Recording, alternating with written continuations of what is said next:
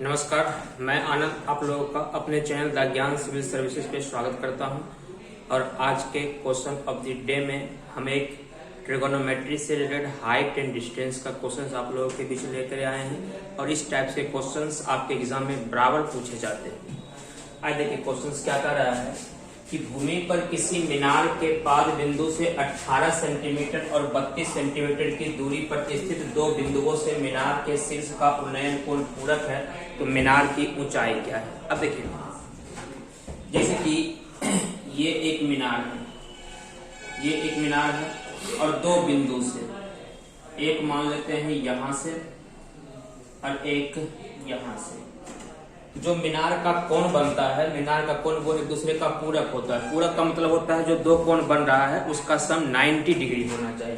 अब कहने का मतलब कि अगर यहाँ का कोण थीटा है तो ये कोण 90 माइनस थीटा हो जाएगा। अब देखिए हम ये 18 सेंटीमीटर और ये जो 32 सेंटीमीटर है, अभी हम ये नहीं लेकर के हम A सेंटीमीटर और B सेंटीमीटर लेते हैं, उसके बाद हम डिजिट रख करके भी चेक कर लेंगे। तो कहने का मतलब ये मीनार है H, ये मीनार है H। अब मीनार से यहाँ का कोण यहाँ का जो लेंथ होता है वो होता है A यूनिट, और इसी मीनार यहाँ से यहाँ तक का लेंथ होता है B यूनिट। कह रहा है पांच बिंदु से A और B सेंटीमीटर दूरी पे दो बिंदुओं के मीनार के शीर्ष का उन्नयन कोण। अब दो बिंदु से यहाँ का कोण थीटा है, जब डिस्टेंस A रहता है तो एंगल थीटा बनता है, और जब डिस्टेंस B होता है तो एंगल हो जाता है 90 माइनस थीटा। अब ये दोनों को सॉल्व करेंगे तो 90 हो जाएगा प्लस थीटा 7 से कट जाएगा। अब देखिए ये परपेंडिकुलर हो जाता है और ये यहाँ से यहाँ तक का पार्ट आपका बेस हो गया। परपेंडिकुलर और बेस tan थीटा में होता है।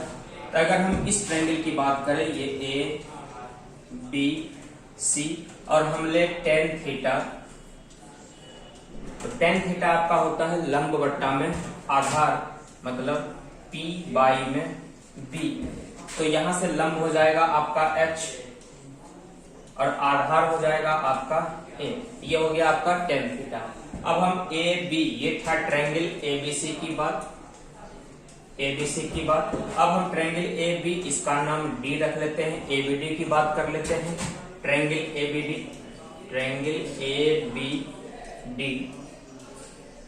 tan। अच्छा यहाँ थीटा का वर्क कौन सा कर रहा है, तो 90 माइनस थीटा कर रहा है। हम इसके जगह पे 90 माइनस थीटा रख लेते हैं। ये भी tan थीटा बराबर लंब बट्टा आधार हो जाएगा। तो लंब का काम कौन करेगा, H करेगा, और आधार का काम कौन करेगा, B करेगा। तो हम कह सकते हैं ये H बाई B हो जाएगा। अब आप जानते हैं tan 90 माइनस थीटा का फॉर्मूला जो होता है वो बन जाता है आपका cot थीटा। तो cot थीटा इक्वल टू ये बन गया H बाई B। हम क्या करते हैं, इस दोनों इक्वेशन को मल्टीप्लाई कर देते हैं। मल्टीप्लाई करने का तरीका क्या होता है, लेफ्ट हैंड को लेफ्ट हैंड के साथ और राइट हैंड को राइट हैंड के साथ। तो ये tan theta into cot theta, और इधर से लेंगे H by A into H by B। ये हो गया tan theta into cot theta, एक बनता है, ये एक इक्वल टू ये बन गया H स्क्वायर बाई में AB।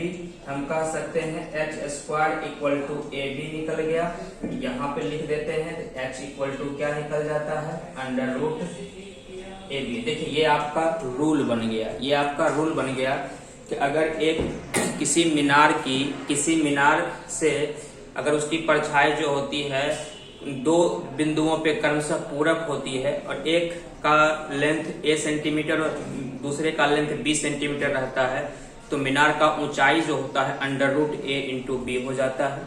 यहीं पर कैसे हुआ ये आप यहाँ देखें। अब देखिए यही A का काम 18 करेगा, B का काम आपका 32 करेगा। तो अगर हम यहाँ से हाइट निकालें, ये हो जाएगा अंडर रूट 18 इंटू में 32, ये बन जाएगा अंडर रूट 18 इंटू में 32। अब हम 18 को क्या लिखेंगे, 9 गुना 2 लिखेंगे, और 32 को क्या लिख लेते हैं, 16 गुना में 2 रख लेते हैं। तो 9 का वर्गमूल 3 हो जाएगा, 16 का वर्गमूल 4 हो जाएगा, और ये 2 का वर्गमूल 1 2 हो जाएगा। 4 तिहाई 12 दुना 24 सेंटीमीटर मीनार की ऊंचाई हो गई।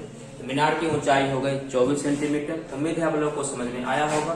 तो आज का क्वेश्चन नंबर यहीं तक, फिर अगले क्वेश्चन नंबर में हम अगले दिन मिलेंगे। तब तक के लिए जय हिंद।